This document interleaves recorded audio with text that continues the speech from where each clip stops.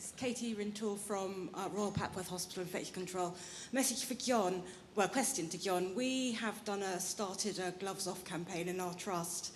And interestingly, we have done audits on hand hygiene, and one of the things that we picked up was that hand hygiene routinely not performed after removal of gloves. So we've actually taken away gloves from our droplet and our airborne precaution signs.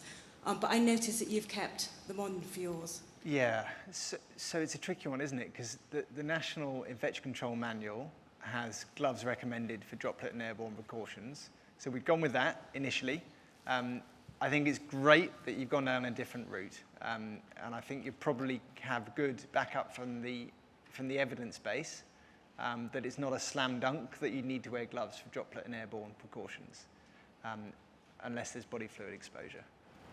Yeah, so 5 moments of hand hygiene, obviously, that people are going into a room wearing gloves and they don't change them, as we saw with Jenny Wilson's slides. And has there been any pushback from your team or from the staff about that? They've actually taken on board not wearing gloves for isolation. They've been surprised, but we've explained our rationale and they've accepted it. We've had big pushback for IV prep. Okay, yeah, same. My name is Admire. I'm a specialty doctor in microbiology in Northern Care Alliance in Manchester. My question is actually directed to Ratcha and Mohan. Thank you for the wonderful presentation on your point prevalence survey for healthcare-associated infections. My question to you is that what proportion of the cases which you picked had healthcare-associated infection, core infections? So maybe someone who had C. diff, but also had maybe a hospital-acquired pneumonia during that time, or a surgical site infection and C. diff during that time, if you went that far in the analysis. Yeah. Actually, I can look at the data if you want, and then say we have. We don't. We have done based on what antimicrobial we have seen in the culture. If they have done culture for healthcare-associated hospital-acquired pneumonia, you want the prevalence of each of those things? I mean, the proportions. Proportions? Or? I think if I remember well, the prevalence was, I think, 12%, if I remember well. Yeah. So for the cases which you picked, I suppose this was maybe for an individual healthcare-associated infection. So I think you were counting all the patients and maybe saying how of these patients, how many had a healthcare-associated infection. But my question is around whether you were picking more than one healthcare-associated infections in some cases, and if you have any proportions. No, we have taken only one as a unit. If they had, even if they had developed signs and symptoms after 3 days of admission, if they had if they had skin infection and also if they had a healthcare-associated pneumonia after admission, we took it as only one, that one unit, the patient as a one unit, and then we counted it as only one infection for the patient, healthcare-associated infection for that patient. Yeah, we didn't count it as two. Yeah. So, Paul Chewers, I've got a question for John.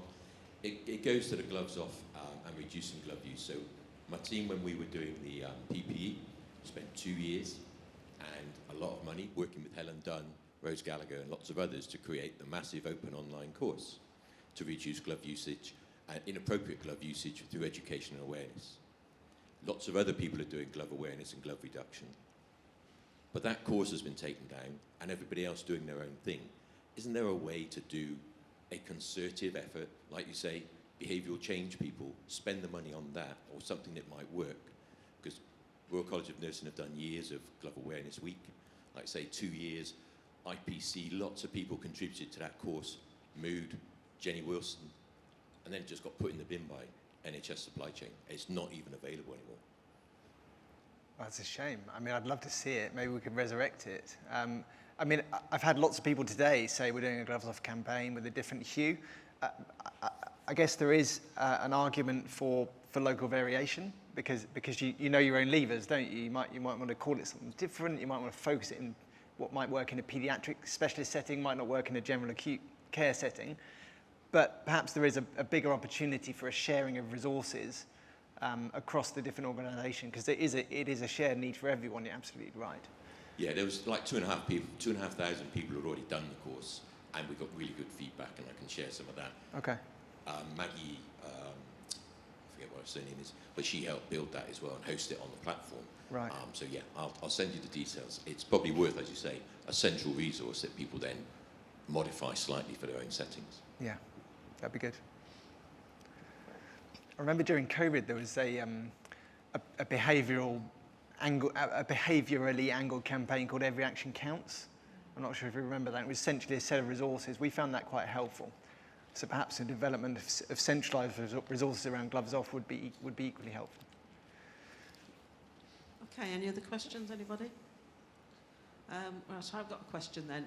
As a surgical care practitioner, working in theatres, for certain cases I will double glove. So for long cases, using lots of heavy equipment where you're twisting and turning and everything. And I never used a double glove. And then when the double gloves came out, because I've been there a long time working in theatres, I put them on just to see what would happen. Okay. And I got strike through. So I thought, if I've got strike through there and I can see green in my underglove, Yeah. it could also have gone through my underglove, I wouldn't have known. Yeah. So then I would go and change both my gloves. Yeah. And obviously with working with liver cases and stuff like that, you've got to be careful.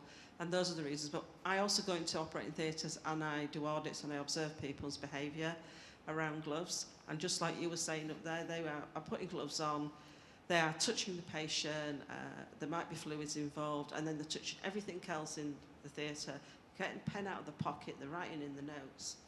And this is obviously happening now, it's not something new. Yeah. But I think it's important to educate people. But I think there needs to be standard, training, education around glove use. And I think they need to do a lot more observational audits of practice, particularly in operating theatres. Yeah, I agree with that latter point, absolutely. A bit more gathering of intelligence about how gloves are used and the risk that we feel that we do and know and understand, maybe we don't know and understand quite as well. One of the areas where there is a fair amount of evidence is in theatres and single glove, double glove, indicator glove, as you've mentioned. And I think there is some good evidence for double gloving, but only in a really small proportion of theatre activity. There is quite a bit of literature in that area. Have you heard of triple gloving? Well, quadruple gloving.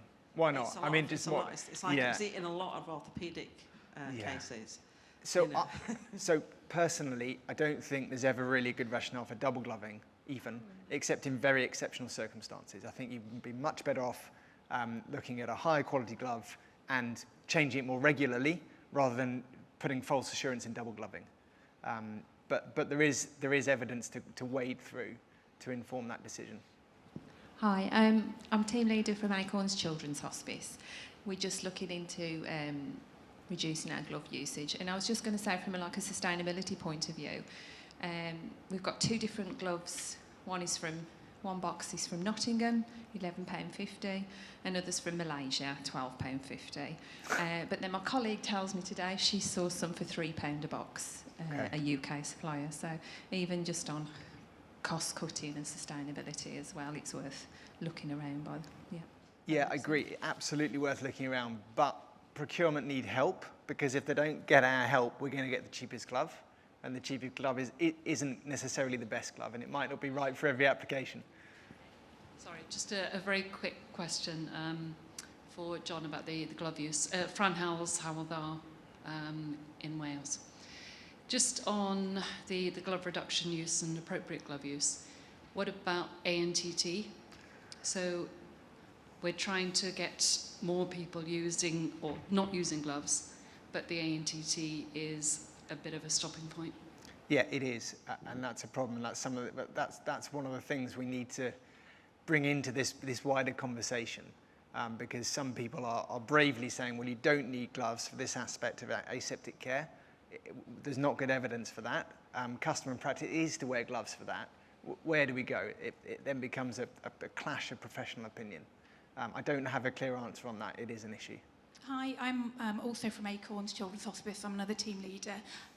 Mine's not a question. I just wanted to say thank you to Lucy for being so open and honest and refreshing in your talk. It was really empowering to hear. Thank you. Thank you very much.